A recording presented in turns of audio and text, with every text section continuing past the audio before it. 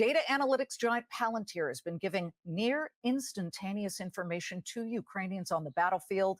That software credited with helping Ukraine defend itself against Russia. CEO Alex Karp, just in the chair right now. He was the first major executive of a Western company to go to Kyiv and meet with Zelensky after the Russian invasion. He joins us live now from Palantir's Software Government Conference Summit in D.C. Alex, thank you for coming. It's a delight to be here, as always. Thank you. I have to right off the bat, what do you make of not just Senator Rand Paul, but many others in Congress digging in their heels over funding for Ukraine? You know, this looks like a real stalemate, and we've got 8 days before the government loses funding. Well, look, we live in a country where we have First Amendment rights. I'm kind of a First Amendment rights zealot. I think everyone should express their opinion. My opinion is that you create peace through technological superiority. We have to show the rest of the world, especially our adversaries, but also our allies, that we can deliver the most important and powerful weapon systems to allies and project power into regions that are dangerous. And obviously, look, I've spent 20 years with people disagreeing with me on supporting the DoD in Silicon Valley, where it's not popular. And, of course, there are some people who think that you will make the world safer through, not confronting our adversaries. And it's a legitimate position. I disagree with it. On the battlefield, just so people understand what Palantir is able to do there, you've been key in the target coordination cycle, so to speak. You help the Ukrainians find and track the target, whether that's a Russian tank column or a weapons depot, and then the decision to act is made by humans on the ground.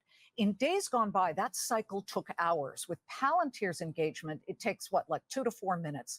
A lot of GOP members are China hawks. What's the likelihood that the success Ukraine has had using Palantir technology might have a chilling effect on China as it mulls positions on how to deal with Taiwan? I mean, as a deterrence, you guys could be that. Well, obviously we have a massive presence in the U.S. government, most of which we can't talk about. What I think will be a deterrent to China is, to the extent America, which really has nearly every company in the AI software field that is world-beating, world-leading, transformative, these technologies have to be made available for the DoD. Currently, there's no requirement of tech companies in the West to supply our technology to our DoD. We need to change that. We need to reform the culture of Silicon Valley so that people enthusiastically support deterrent efforts. And we need to limit the export of these technologies to our adversaries. So, I have my own myopic interests of supporting our nearly bombastic growth in U.S. commercial. But what I care about as a citizen is we are in most industrial revolutions, people participate relatively evenly according to GDP. In this revolution, it's really the U.S. and no other country in the world. How do we maintain the military superiority that is as great as our intellectual and moral superiority vis-a-vis our adversaries? And we do that by limiting exports, forcing all tech companies to sell any product they develop to the DoD, and by all of us engaging in helping our Defense Department, both intellectually, philosophically, and of course, with our technologies that can and should be used as weapons of war to scare the bejeebers out of our adversaries. Well, that would be Russia too. And you at Palantir absolutely do not do business with Russia or China. But what is the danger of not supporting Ukraine in its fight against Russia, whether it's with your battlefield technology or something else? Well, look, obviously, I believe that any sign of weakness will beget violence, danger, both more danger in Europe and more danger all across the globe. So, we believe this at Palantir. It's not just that we sell to the DoD. It's not just that our products are crucial to national security across the Western world. We are a belief-driven organization. So it's not surprising that I believe that. it's also not surprising that European countries, one of the things that is not well known, but the European countries that border Russia, they believe this. So typically people who are in a dangerous exactly. border or perceive the danger have clear minds on this. But we are a diverse country politically, and we have to bring the argument to our peers that we Sure. believe, that if we don't maintain a superiority in our military technology context, we will all suffer. Well, you guys have harnessed AI to remove some of the friction on the battlefield, and it's been really game changing. Of course, last week Senator Chuck Schumer invited top tech leaders, you included, to the Senate, and there was a behind closed doors conversation about sort of guardrails or ring fencing as far as regulation is concerned of AI. And this isn't necessarily with the battlefield, but perhaps in the enterprise world or social media, et cetera. There were no independent scientists, as we understand it, in the room. And there were some complaints that that's almost like letting the fox guard the hen house. You guys are capitalists, and that's understandable. You're in it to make money. And we've seen in the past where there was digging in heels with the social media guys, Zuckerberg, obviously Elon Musk, and everybody else in there. They did not want to see regulation. So what is the answer to that? Don't you think that there should be some independent voices? Well, of course, no one believes you when you're making money that you'll argue against your pocketbook. Let me argue against my pocketbook.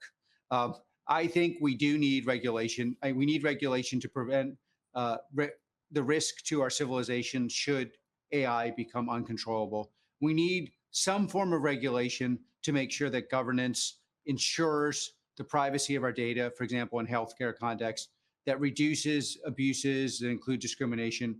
It is true that I have a capital interest, but I would say my primary interest and the interest I advocated for in that room were about national security. I did not advocate purely for buying Palantir, although we obviously, in my view, have the best software products in the world.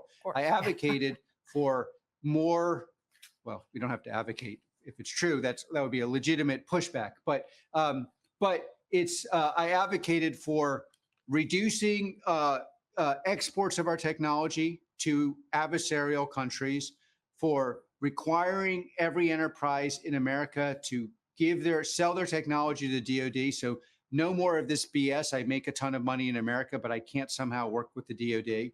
And an intellectual engagement on these ethical issues. And it is true that there are conflicts of interest, no doubt, but it's also true you need the technical experts on this. And one of the ways you prove you're a technical expert on technology is building something that works. And something that works in this context is very, very valuable. So you are going to need people who've actually built things. Now, I personally think my impression of the room is there were a lot of independent data ethics experts in the room who were not capitalists and don't intend to become capitalists. And I think Leader Schumer did a really good job of bringing people in a room who otherwise would never be there. But of course, yeah. You were seated next to Elon Musk. A lot has been made about that. And Palantir's warfare system uses this meta constellation platform, which basically tasks hundreds and hundreds of satellites to get their imagery and then feed that down to the battlefield. I'd just like to know, are you still using Starlink? I know you have before. That's Elon Musk's SpaceX satellite constellation. And I ask that because he's kind of fanboyed over, Vladimir Putin. He said some very, very sort of lovely things about that autocrat. It's a little disturbing, especially considering Putin has been somebody, again, free speech. I get Elon can talk about that, but you still using the Starlink satellites? Yes. I have a variant view on this.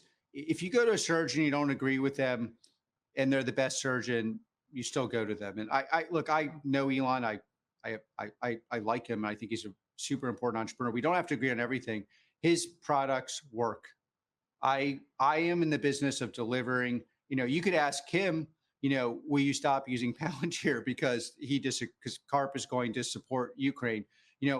I will use the best products available on the market to help our allies and hurt our adversaries. And for me, If you're supplying the product, I will use it. And you do not have to agree with me on as long as the technology is reliable on the battlefield. Okay. And I'm very happy to fight you intellectually over a cup of coffee, a beer, or a run. Okay, how about chocolate? Hot chocolate. Alex Karp of Palantir, thank you. Hot Palantir stock up 100.